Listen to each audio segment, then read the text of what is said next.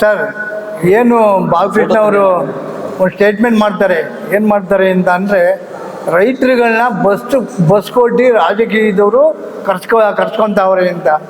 ನಾವು 42 ವರ್ಷದ ಇತಿಹಾಸದಲ್ಲಿ ಯಾವನದ್ದೂ ₹1 ಇಸ್ಕೊಂಡು ಒಂದು ಚಳವಳಿನ ಮಾಡಿಲ್ಲ. ಆ ಥರ ಏನಾರ ಇದ್ದರೆ ಬಾಲಕೃಷ್ಣ ಸಾಬೀತುಪಡಿಸ್ಲಿ. ಬಾಲಕೃಷ್ಣ ಏನಾರ ನಿಜವಾಗ್ಲೂ ರೈತನೇ ಆಗಿದ್ರೆ ಆ ರೈತನ ಪರವಾಗಿ ಮಾತಾಡಲಿ. ಅವನು ಯಾರಿಗೆ ಕಳಿಸ್ತಾರೆ?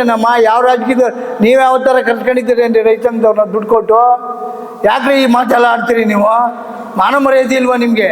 ನಿಮ್ಮದು ದೊಡ್ಡ ಮನತನ ಅಂತ ಹೇಳ್ಕೊತೀರಲ್ರಿ. ನೀವು ಸಣ್ಣ ಮನತನಕ್ಕೆ ಯಾಕ್ರಿ ಇಳಿತೀರಿ? ನೀವು ನಿಮ್ಮ ಏನು MLA ಆ ಘನತೆ ಉಳಿಸ್ಕೊಂಡು ಯಾಕ್ರಿ ನಿಮ್ಮಂಥ MLAಗಳು 224 ಜನ MLAಗಳವ್ರೆ, ಯಾಕೆ ಮಾತಾಡ್ತಾ ಇಲ್ಲ ಅವರು? ನಿನಗೂ ಶಿವಕುಮಾರ್ಗೂ ಏನು